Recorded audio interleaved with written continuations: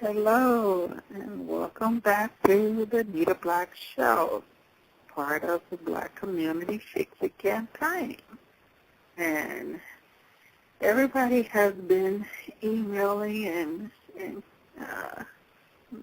tweeting and all kinds of stuff about the upcoming show today, and basically had questions about what this means, what's this really about, what's going on, how can they find out more. But we had a discussion with a bunch of people, but a couple of the people, a man and a woman, were from Africa, one of the countries in Africa. And they were a bit heated. They were upset because they felt that we were bashing their friends. They have all of these white friends, they say, and they love white people, and this is just not good. And so I had to hit them with a little something and have them really, look around at the situations. I asked them to name me some black African gun manufacturers that's giving all these guns. Where are these black people purchasing their guns? Name me the black manufacturers that they're getting their guns from in the Congo and Kenya and Somalia and all these different places. Tell me where they're getting the guns. They had to really start looking at their part in promoting white supremacy on the African continent, just like they talk really badly about the Negroes here on the northern continent.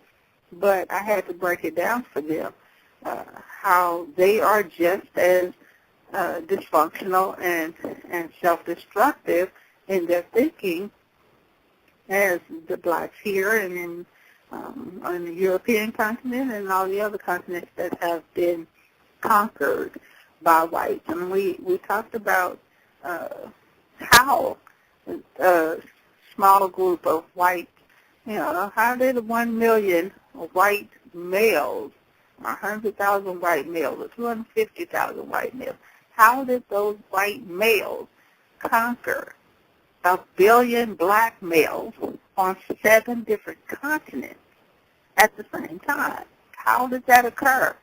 I mean, everybody on these conference calls and these discussion groups think of themselves as being intellectual and think of themselves as being the 5% of these thinkers. Well, then answer this question: how does that occur? And so, you heard the crickets for a minute because people were like, well, so I hit them with a little something. I'm going to hit you with the same thing. And because they are so into and programmed by white folks' religion that set out to explain to the Negro slaves where their slave masters came from, many of them still spout and recite those same things from the Quran or the Bible or the Torah or, whatever. And so we literally had to break it down for them today. This poem is a Black history poem, and it's called Where Did White People Come From? Blacks say they want their piece of the pie, but they used to have it whole. Their lands were covered in diamonds and rubies. Their feet they walked on gold. Then one day a blonde-haired, blue-eyed demon suddenly popped up on their land. Some blacks said stay away from it, but others helped it through the sand.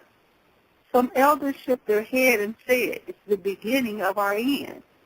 They didn't know from where the white man came, but they knew he was not a friend. If he's not a friend, then he's a foe. Some elders understood. But some blacks taught this white man everything they knew. At first, everything seemed good. But then the white man became 2, and 3, and 4, and 5. They kept popping up in different places, but they could not stay alive. They were missing things the body needs. Their skin was baking in the sun. At nighttime, they would all come out, but as soon as daylight came, they'd run. Blacks taught them all of the traditional ways that blacks dressed when it was hot. But though they dressed like blacks from head to toe, still cancerous boils they got. After blacks taught them everything that the white men wanted to learn, the white men suddenly disappeared, but many years later they returned. But this time they came with thousands more. They kept on popping up.